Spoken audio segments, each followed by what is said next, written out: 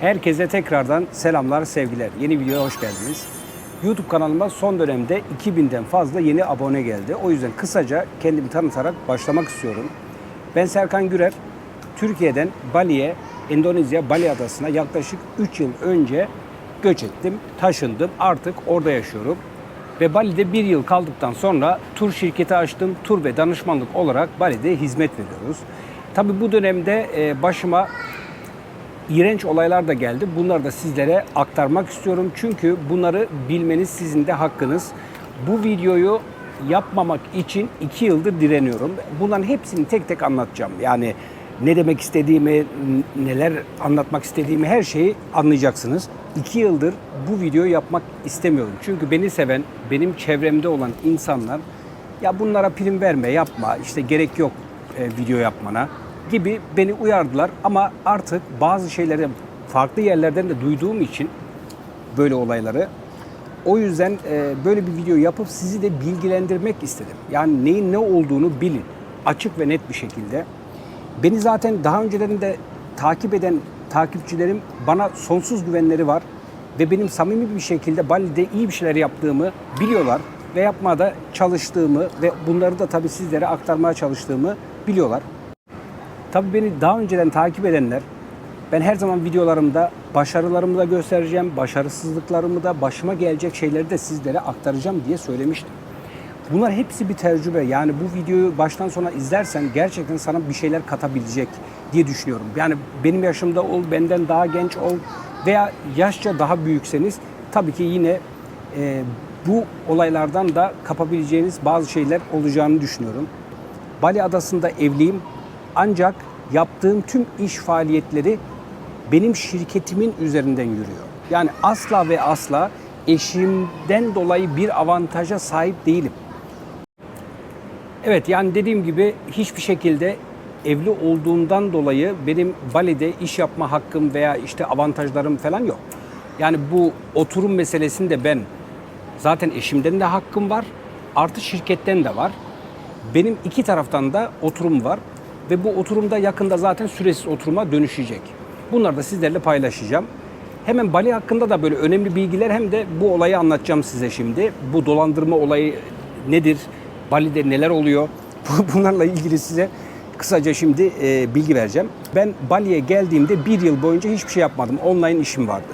Bu dönemde hiçbir sıkıntı yaşamadım. Daha sonra ben şirket açtıktan sonra olaylar başladı.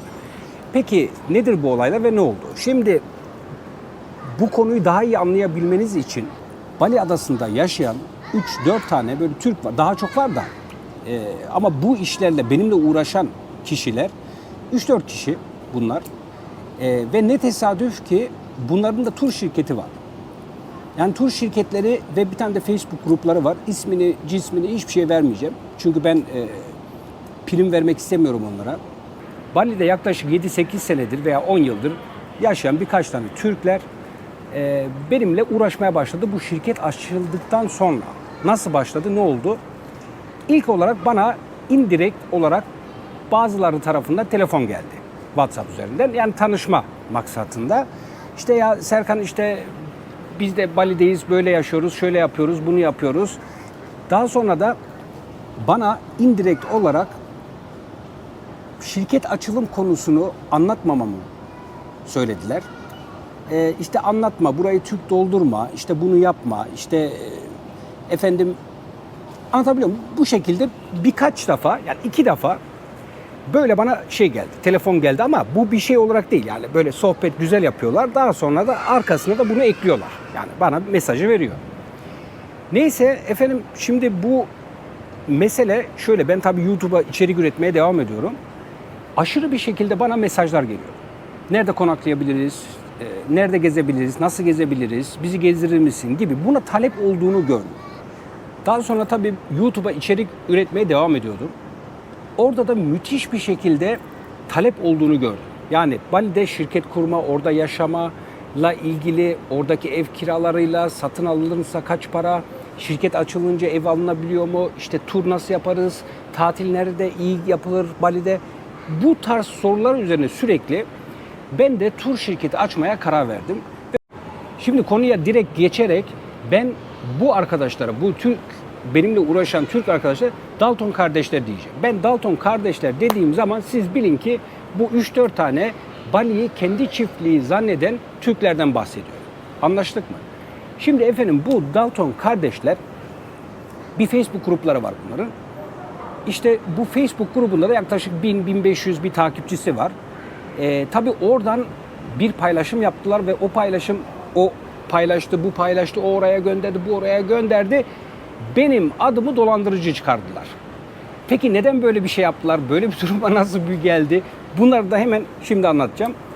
Öncelikle ben şöyle anlamanız gerekiyor. Bakın ben yaklaşık günde 10 kişiyle yazışma ve görüşme yapıyorum.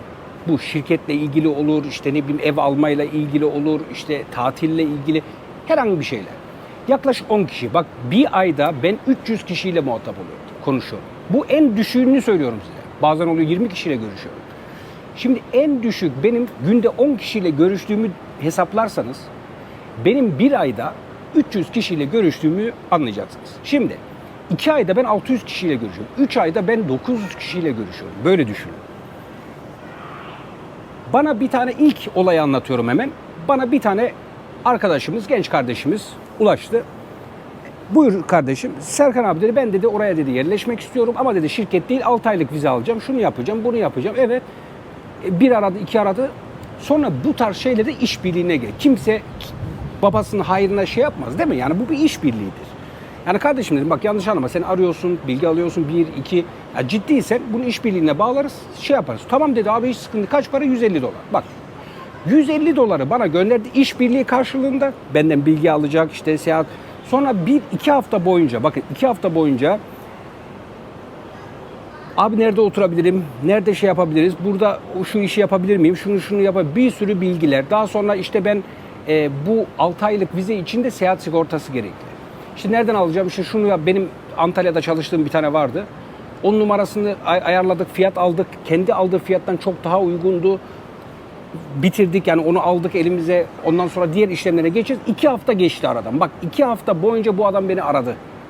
Sonra 2 hafta sonra, bak ciddi söylüyorum size, ve bunu Daltonlar ya bana yönlendiriyor. Biraz önce büyük olayda, biraz sonra büyük olayda anlattığımda anlayacaksınız ne demek istediğimi.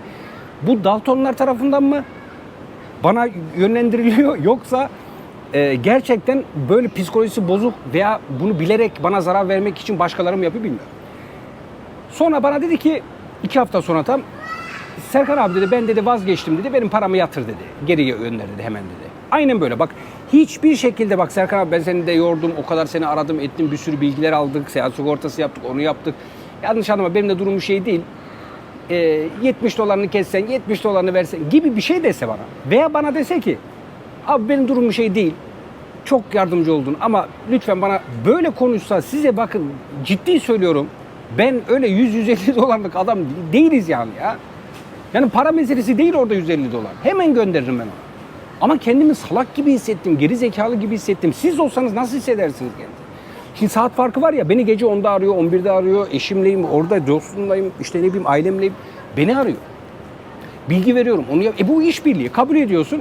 2 hafta sonra ben vazgeçeyim, paramı gönder. Ne oldu benim? Sonra ne oldu biliyor musun? Bana ne dedi? Aynen böyle. Kardeşim dedim. Dalga mı geçiyorsun dedim, şaka mı yapıyorsun diye anlamadım. Ya ne dalgası dedi. Beni dedi farklı şeylere mecbur bırakma dedi. Aynen böyle tehdit etti beni. Başka şeylere mecbur bırakma, benim paramı hemen gönder. Böyle deyince yani kendimi salak gibi hissettiğim için tabii ki parayı vermedim. Zaten vermez. İşbirliğidir kardeşim. Değil mi? İşbirliği yapmışsın. Sen bu adama ödemişsin. Vaz mı geçti? O senin şeyin. Ama ben yine de diyorum verirdim. Benimle insan gibi konuşsaydı. Bana aynen şunu söyledi. Dedi ki ya birkaç defa aradıysam ne oldu? Bu kadar mı şey? Birkaç defa arasıysam. İşte benim orada hatam sinirden ben adamı bloke ettim. Şimdi bloke ettiğinde silinmede gidiyor ya her şey. Bu adam beni kaç defa aradı, saat kaçta aradı, kaç dakika konuşmuşuz, seyahat sigortayı. Bunların hepsini ben gösterebilirdim. Ama engellediğim için, ya kimseye de göstermek zorunda da değilim yani. Ve bunlar suç. Bakın bunların şimdi büyük olayı anlatacağım size. Bunları yapmak büyük suç. Birilerinin ismini vererek, çünkü mahkeme kararı olmadan. Yani sen bu evet suçlu. Olmadı sen bunu paylaşamazsın kardeşim. Senin ismini, cismini, soy ismini her şeyi veriyorsun. Bunlar yasak. Şimdi bundan Daltonlara birazdan geleceğim bu konuya. Evet, orada o olaydan sonra bu çocuk tabii ki bu dedim ya Dalton kardeşlere yazıyor Facebook gruplarına. Diyor ki Serkan beni dolandırdı. Daltonlar tabii ki heyecanlanıyor. Şöyle bir kendilerinden geçiyorlar. Bir zevk patlaması yaşıyorlar. Orada hemen bunu Facebook gruplarında paylaşıyorlar. Ne diyorlar? Arkadaşlar dikkatli olun, işte Serkan Gürer işte insanları dolandırmış burada falan gibi. Anlatabiliyor muyum? Ne kadar, bakın bu Daltonların kalitesini zaten ortaya koyuyor da size bırakıyorum. Bakın lütfen sizden fikir istiyorum, akıl istiyorum. Gerçekten suçluysam, yoksa şunu mu diyorsun? Ben de olsam aynısını yapardım kardeşim. Öyle saçmalık mı olur? Ben gel 2 hafta beni ara, ondan sonra ben vazgeçtim ve şimdi sen şey düşünmez misin? Bu acaba Daltonlar tarafından mı bana gönderildi? Veya başka mı? Biri tarafından. Veya bana sadece zarar vermek için mi bu yapılıyor? Çünkü çok saçma değil mi? 2 hafta boyu oyalıyorsun, ondan sonra vazgeçtim, paramı ver diyorsun ve isteme şeklin çok tuhaf. Ya bunlar hep soru işareti. Şimdi asıl büyük olaya geliyorum. Hani gerçekten büyük olaya geliyorum. Şimdi bir tane kadın bana ulaştı. Bu kadın dedi ki ben şirket açmak istiyorum. Tamam. Ne üzerine? Ben ev alıp satmak istiyorum. Tamam. Sonra biz bunun şirketini başlattık. İşbirliğini başlattık. Şirket 2 hafta oldu daha başlattığımız ama şirket açılımı zaten 2-3 ay sürüyor. Bana dedi ki Serkan dedi ev baksana dedi. Ya dedim şimdi ev bakma işbirliği farklı. Yani şirket açılımı aldığım ücret farklı bir ücrettir. Ya ev bakmadır artık benden farklı bir talepte bulunursa o farklı bir. Şimdi ben orada 3 günün 5 günün 1 haftam gidiyor. Ev bak, bul, fiyat al, adamı bul gibi. Sonra bu dedi ki bana yok dedi sen dedi şimdiden bak dedi ben bir tane ev buldum sahile yakın 20.000 dolar. Bu demez mi bana hemen dedi biz dedi bu evi dedi alalım dedi kaçırmayalım dedi Serkan. Ben bura kafama çok yattı. Ne yapacağız? Ha bu arada ev bulmak için de 1.500 dolar talep etti. Bakın olay aynen anlattığım gibi size ne üstü var ne altı var efendim. Bakın tam net bir şekilde anlatıyorum. Karar sizin. Tamam mı? Bu büyük olayda karar sizin. Yoruma bekliyorum. Sonra bana dedi ki 1.500 dolar dedi sen benden alma Serkan dedi. Evet ben dedi evi alayım dedi. Gelip restore edeceğim kendim. Yani duvarını, orasını, burasını, mutfağını, her şeyini yapacağım. Sen bunun satışını yap. Yani gerek YouTube'da, gerek efendim reklamlarını yap. Satarsan yani sen sattığın zaman da 5.000 dolar vereceğim sana. Tamam. Yani 1.500 dolar bak işbirliği ev bulmak için almadım. Orada benim 1.500'üm var. Almadım. Şimdi ne anlaştık biz? Eğer satıldığı zaman 5.000 dolar bana oradan verecek. Tamam. Daha sonra da bu eve kapora gönderdi ve bu kaporayı da biz ev sahibine verdik. Daha sonra da kendisi şirket açıldıktan sonra geldi. Notere gitti, ödemenin yarısını yaptı. Yani 10.000 dolar ödedi. Sonra bir parası vardı gelecek, onu bekliyordu. Yani 10.000 dolar verdi, bekleyin dedi 2 hafta ben ödeyip yapacağım. Tamam dedi. Notere kendisi gitti, kendisi imza attı, her şeyi kendi yapıyor, her şey hiçbir şey yok. Sonra biz bununla anlaşmamamıza başladık. Yani nedir bu, nasıl oldu? Aşırı böyle bir negatif olmaya başladı. Sonra bizim anlaşamama meselemiz de şöyle başladı. Dedi ki bana, ben dedi bu evi restore edeceğim, tanıdık var mı dedi. İşte yapalım dedi, gelip fiyat alsın. Ya tanıdık da adam benim değil, dostum değil veya aile bireyim değil. Gittik bulduk. Bir tanesini geldi adam ne istiyorum duvarı yıkacağım, şunu yapacağım, şu tavanı yapacağım, şu kapı değişecek, şurası değişecek. Her şeyi anlattı yazdı liste. Adam fiyat çıkarttı 2.800 dolar. Ya dedi siz dedi bu ne dedi ya Serkan dedi bu öyle şey mi olur? Başladı böyle bir değişik tavırlara girmeye. Niye böyle ve ben onu verirken de her zaman bak adam bu fiyatı verdi. Buradan yap demiyorum. Git kendin fiyat araştır bak başka yerlerden al. Hangisi şeyse kafana yatıyorsa onu yap. Böyle yani hiçbir şekilde o bana söylüyor. Ben ona gidip desem ki ya bak bu adama yaptır. Bak bu adam böyle öyle falan. Hani adama desem o da öyle bir fiyat çekse kadın şunu düşünebilir. Ya baksana beni mi yönlendiriyor acaba para mı koparmaya çalışıyor falan gibi düşünebilir. Ya sen bana soruyorsun ben gidip adamı tanımıyorum buluyorum getiriyorum sana ben ne işe yapacağım adamı alma. Yani yapma ondan yapmak zorunda değilsin ki. Ben demiyorum ki ondan yap. Başkasına da bak diyorum sana. Biz orada böyle bir tartışma yaşandık. Sonra sabah saat 10 başka bir gün beni aradı. Neredesin dedi. Evdeyim dedim. Ya dedi böyle iş mi olur dedi. işimiz var dedi, ev dedi, restore şey yapılacak dedi. Sen dedi yatı gel beni al dedi, oraya gidelim. Aynen böyle. Benim işbirliğim belli. Ne? Şirket açılımı, efendim ev bulması, buldum. Benim işbirliğim bitti. Ha bu demek değil ki ben şirket açtığım insanlara ondan sonra geldikleri zaman ben seninle başka işbirliğim yok, yapmıyorum bunu asla. Tabii ki yardımcı olacağım. Ama sen birebir beni evine çağıramazsın. Neredesin diyemezsin. Veya ne bileyim işte ben senin personelin değilim ki. Anlatabiliyor muyum? Bu böyle bir tavıra girdi. Sonra bu 1 oldu, 2 oldu. Daha sonra bu Dalton kardeşleri var ya. Dalton kardeşlerden bir tanesi buna ulaşıyor. Kadının kafasını iyice bulandırıyorlar. Diyorlar ki işte böyle dikkatli ol bak, Serkan daha önce dolandırmış bazılarını, biz duyduk, hatta paylaşım yaptık. Dolandırma dediği o $150 var ya, o beni 2 hafta arayan, onu dolandırmışım. Neyse. Sinirleniyorum da ama olsun, sakin anlatayım. Sonra bu Daltonlar ulaşıyor.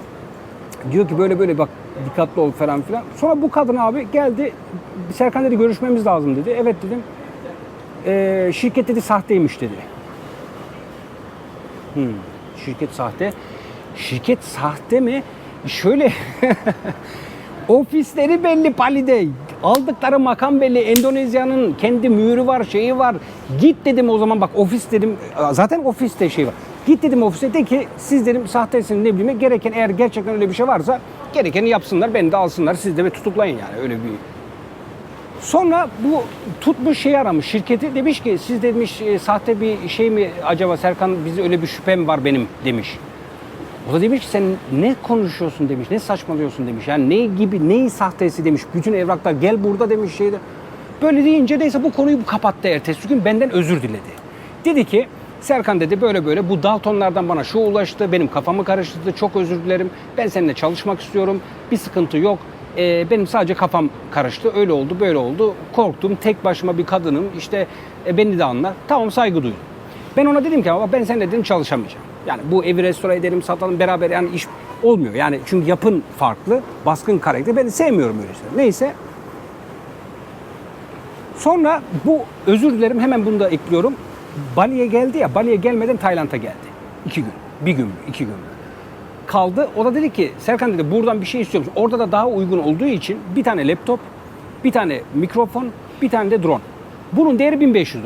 Bu ürünleri getirdi bana. Ama şimdi ben evi satınca $5.000 alacağım ya, oradan 1.500 düşeceğiz. Yani mantık bu. Para vermedim ona.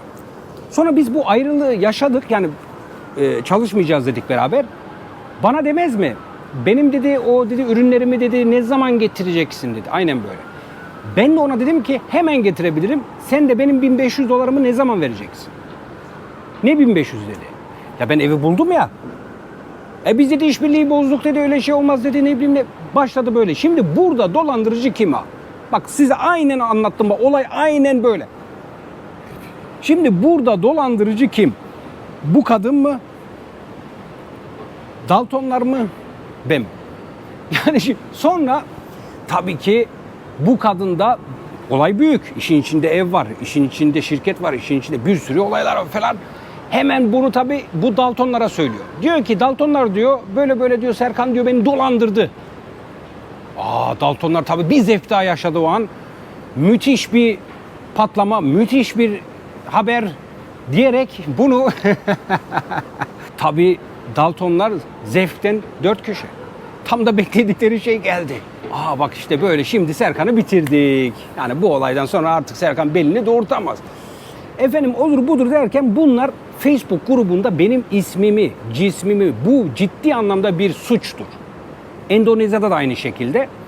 Şimdi benim ismimi Serkan Gürer işte beni dolandırdı, elinde hiçbir kanıt yok, hiçbir şey yok. Ne bir mahkeme kararı var ve bana mahkeme de açmamış hiçbir şey. Çünkü yok ki elinde, hiçbir şey yok ki. Bütün her şey yasal her şey kağıt üzerinde, her şey attığı imzalar var. Bundan dolayı da yapamıyor. Yani gidip de orada bir polise vermeye veya ne bileyim bir savcılığa bir şey yapamadı. Sonra ben de o sırada da bunlar olurken de ben o sırada 5 ülke geziyordum. Filipinler, Malezya, ne bileyim ne. Ben çıkıyorum, bu olaylar patlak veriyor. Bunu yapıyor bana. Şimdi Daltonlar bunu Facebook gruplarında paylaştılar.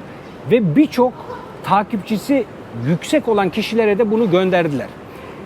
Bir tanesi Bali'den daha önce kaçan ve yemediği bok, yemediği pislik kalmayan bir Türk kaçıyor, Tayland'da yaşıyor şimdi. O bile benim hakkımda paylaşım yapıyor. Hiç beni tanımaz, etmez. O bile paylaşıyor. Bu doğru mu, değil mi, gerçek mi?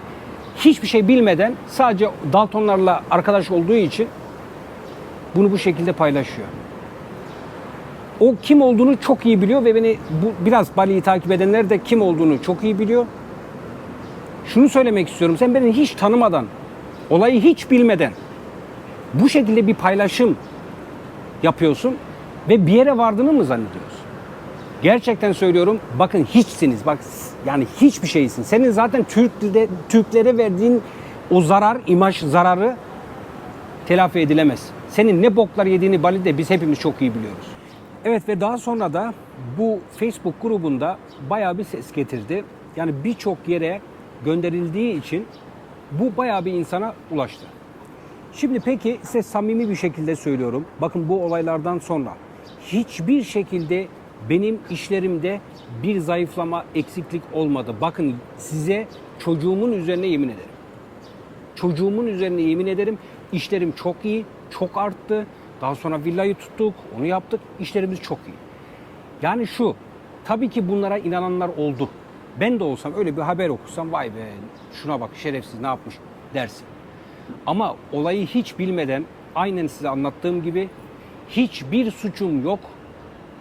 En ufak şöyle zerre kadar böyle vicdan azabı veya böyle hiçbir şey yok. Çünkü suçlu değilim. Ben hiçbir şey yapmadım. O nankör kadını havalimanından alan benim. Evini yerini tutan benim. Satın alacağı evi bulan benim. Şirketi açan ayıp ya. Ayıp. Bu ayrı bir ayıp. Şimdi bu Daltonlar bunu hemen paylaşıp ve birçok kişiye göndermeleri sizce tesadüf mü? Yoksa acaba bunlar mı gönderdi bu kadını benim üzerime diye düşünür müydün sen? Değil mi? Şimdi ve bu Daltonların da tur şirketi var. Bak ne tesadüf ya. Ya arkadaş böyle bir şey olamaz yani. Anlatabiliyor muyum? Yani adamların tur şirketi olduğu için beni de Bali'de istemedikleri için, tek olmak istedikleri için ve şirket açılım olaylarını kendileri yapmak istediği için tamam beni oradan nasıl gönderirler, nasıl ayağımı kaytırırlar, nasıl beni orada zor duruma sokarlar bunun peşindeler. Peki yapabildiler mi? Hayır, hiçbir şey yapamadılar. Zaten videoları takip edenler görmüştür ve görüyordur. Ne yaptık? Bali'ye geri gittik, işlerimizi büyüttük, her şey yolunda, hiçbir sıkıntı yok. Peki ben o geziden geldiğimde ben o kadına direkt dava ve Daltonlara da, o Daltonlar dediğimde bir tanesi var, onların başı. Benim bu seyahatim bitti, ben Bali'ye geri dönerken benim kayınbabayı aradım, biz orada avukatlarımızı ayarladık, davayı açıyoruz. Efendim geldim Bali'ye, kadın Türkiye'ye kaçtı. Bak bir gün önce mi 2 gün önce mi bilmiyorum, kaçmış. Kadın yok. Tamam, şimdi orada olmayınca onu açamıyoruz. Şimdi biz de bu Daltonların Facebook grubunda Serkan Gür isim ve bunlar ciddi anlamda bir suç. Biz bunları şimdi avukat şeyinde bunları polise ve yargıya verdik. Tamam. Dedik ki böyle böyle paylaşımlar var hakkımızda şu. Bunlar eğer bu şekilde devam ederse biz bunu. Ben dava açmadım. Dedi şimdi bir avukat parası olacak, o olacak, bir sürü orada olman lazım yani seyahat çünkü mahkeme var, şey var. Uğraşmak istemedim. Daltonlara açmadım ama biz ön bilgiyi verdik şeyler. Yani böyle bizim hakkımızda yazı yazıyorlar. İşte bunlar bilgileri var. Yani yarın bir gün böyle devam ettikleri zaman ben de oradan gerekeni yapacağım. Göreceksiniz zaten. Evet durumlar bu. Hiçbir şekilde dediğim gibi bir suçum yok. Böyle saçma sapan iftiralara lütfen ama lütfen inanmayın. Bakın ben Türkiye'de 10 yıl boyunca spa sektöründe çalıştım. Yönetici olarak. Bakın bize günde diyelim ki 100 tane misafir müşteri geliyorsa bunların 95 tanesi hiç sıkıntı yok. Çok memnun. Harikaydı, böyleydi, süperdi. Efendim 5 tanesi sıkıntılı çıkıyor. İstersen ağzına kuş çıkıyor ya havluya takılıyor. Havlu kötüydü. Yok duvarın kenarı bozulmuş. Yok yukarı. Yani kendiyle barışık değil. Kendi psikoloji sorunları var. Kendi ailevi sorunları var. Ve bunu başkalarına yansıtıyor. Bu kadın da ya öyle bir vaka ya da Daltonlar tarafından gönderildi ki beni oradan gönderebilmek ve bu şirketi, tur şirketimi kapattırabilmek için. Ancak tüm Endonezya hükümetine tüm vergilerimizi, tüm evrak prosedürlerimiz hepsi dört dörtlük olduğu için hiç kimseden de tabii ki korkmuyoruz. Korkmayacağız. İşimize gücümüze devam edeceğiz. Birçok Türkiye ön ayak oldum. Bunu çok iyi biliyorum Bali için. Bir sürü şirket açtık. Ev alan oldu, arsa alan oldu, iş açan oldu ve daha gelecek. Yani şirketini açtı. 3 ay sonra, 5 ay sonra daha gelecek en az 20-30 kişi var. Onlarla da biz orada video çekeceğiz. Sizlere aktaracağım. Daha sonra kimin ne olduğunu da çok iyi size gösterecek zaman. Yani bu Bali'de olan olaylar ne bileyim illaki bir yerde patlak verecek. Çünkü böyle hainlikler, böyle kötülükler bir yaparsın, iki yaparsın, üçüncüde kendinde patlar o. Yani karşı tarafa zarar vereyim derken kendisi zarar görecek. Size çocuğumun üzerine yemin ederim, tekrar söylüyorum. Benim işlerimde hiçbir aksaklık olmadı. Bana yüzlerce mesaj geldi. Biz sana sonsuz güveniyoruz. Gerçekten senin samimiyetine güveniyoruz. Gerçekten biz sen... Adam gözü kapalı. O olaydan sonra benden kaç kişi şirket açtı biliyor musun? Kaç kişi? Ve bu olayı bildikleri halde. Güven vermişiz videolarda. Yani böyle değiliz. Bir böyle bir böyle değiliz. Veya ne bileyim farklı değiliz. Neyse o. Şimdi kardeşim benim çoluk çocuğum var. Benim bir ailem var. Benim Bali'de bir şeyler yapmaya çalışan kendi çabamla. Yani ben aileden zengin değilim veya ben efendim işte milyoner değilim veya ben işte oradan buradan parayla gelip orada bir şeyler yap. Kendi gücümle, yani kendi çabamla, kendi gücümle, kendi fikrimle Bali'de güzel şeylere imza attık ve atmaya devam edeceğiz.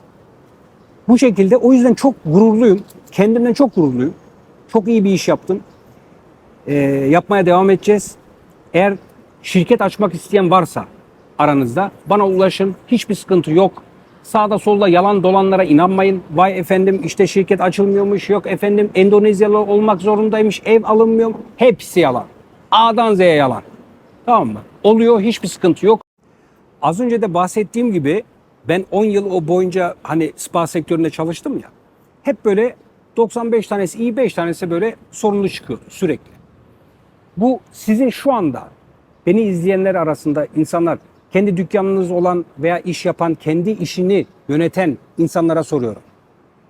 Siz müşterilerinizle hiçbir suçunuz olmadığı halde tartışma yaşıyor musunuz? Veya bu tarz böyle olaylar oluyor mu? Ya bu tarz değil de illa ama problem yaşıyor musunuz? Tabii ki yaşıyorsunuz değil mi? İşte aynı mesele, bakın genç kardeşlerim, yaşıtlarım ve benden büyük abilerim, ablalarım. Yani bu tarzda ne iş yaparsanız yapın illaki böyle kendisiyle sorunlu insanlar karşınıza çıkıyor. Benim de başıma bu geldi aslında. Daha sonra biz burada Bali'de avukatla konuştuk. Dedik ki böyle böyle bir durum var. Yani ben ayda 300-400 kişiyle muhatap oluyorum. Böyle olaylar bana iftira veya ne bileyim, bunu nasıl kendimizi koruyabiliriz? O işi de çözdük. Sözleşme hazırladık. Hem Endonezya dilinde hem Türkçe. Artık sözleşme. Kim ne şey yapıyorsa, bir şey mi diyor, bir iddia mı yok, bir şey mi diyor, hemen sözleşmeyi çıkaracağım. Bu kadar basit. Yani ben bunu bilmiyordum. Basitmiş. Yani bir sözleşmeyle adam, ne anlaştık seninle? $1500 ne istiyorsun? Bunu istiyorum. Tamam. Al kardeşim. Şunun karşılığında şunu istiyorum. Şunu, bu. Bu kadar. Sözleşme, imza, benim bütün şirket ismim, her şey yazıyor. Senin de bilgilerin yazıyor. Bu şekilde sözleşmeyle bu işi yürütüyoruz.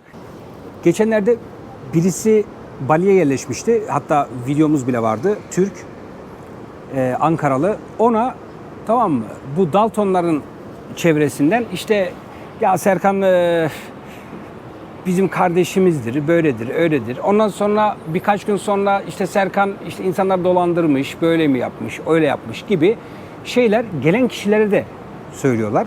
Ya adamlar benimle yatıp benimle kalkıyor. Öyle de devam etsinler. Sorun yok. Yani bu Daltonlara inanan illaki aralarında insanlar oldu. Ve bana yazanlar da oldu. Ve bazı takipçisi yüksek ve hatta birkaç tane ünlü dediğimiz insanlar da bana yazdı.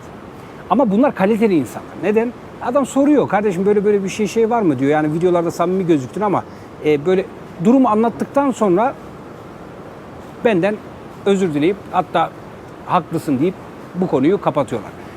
Tabii ki inanan da olmuş. Hatta bunu kadın şeyine çeviren de olmak ister. Yani kadın yazmış hem cimsime böyle yapmışsın şöyle yap. Ya sen nereden biliyorsun neyi yaşadık biz ne yaptık? Ben o kadınla 3 ay çalıştık beraber neler yaptık. Şirket açılana kadar bir sürü danışmanlık bir sürü şey. Paramı vermedi ki benim. Ya asıl dolandırıcı o kadın. Bak ciddi anlamda kadın dolandırıcı. Yani bu böyle bir şey. Sen gelip de insana bu şekilde yapıyorsun. Adam parasını vermiyorsun. Özür dilerim. Bakın Daltonlardan evet bu benim kaydım var. Yani şahidim var. Bunu paylaşamam ama bunu paylaşamam suç. Bu Daltonlardan bir tanesi iyi niyetli bir tanesi bana ulaştı. Dedi kardeşim benim seninle bir sıkıntım yok. Seni anlıyorum. İşte biz bu kadınla konuştuk. Kadın diyor ki $2000 versin ben susayım. $2000 istedi, $3000 istedi, sonra $1000 ona da söyledim. Vermiyorum dedim. Neden? Çünkü ya aptal mıyım ben? Niye ben paramı alamadım? Ben niye vereyim? Yani neden vereyim ben bu para mesela $1500 veremeyecek durumda değilim de veririm. Sıkıntı değil. Ama neden vereceğim arkadaşım? Beni dolandırıyor resmen o zaman. Böyle bir saçmalık olur mu? Havalimanından o nankörü alan benim. Evi bulan benim. Her şey yapan benim. Ben niye işbirliği paramı almayacağım ve üstüne bu kadar bana çamur atacaksın. Bir de ben sana para vereceğim üstüne $2000 susacakmış. Bakın kanıtım var bu telefon görüşmesi Daltonlardan. Ben Daltonları aradım. Onu da söyleyeyim size. Daltonları aradım. İkisiyle de görüştüm bu Dalton kardeşlerden.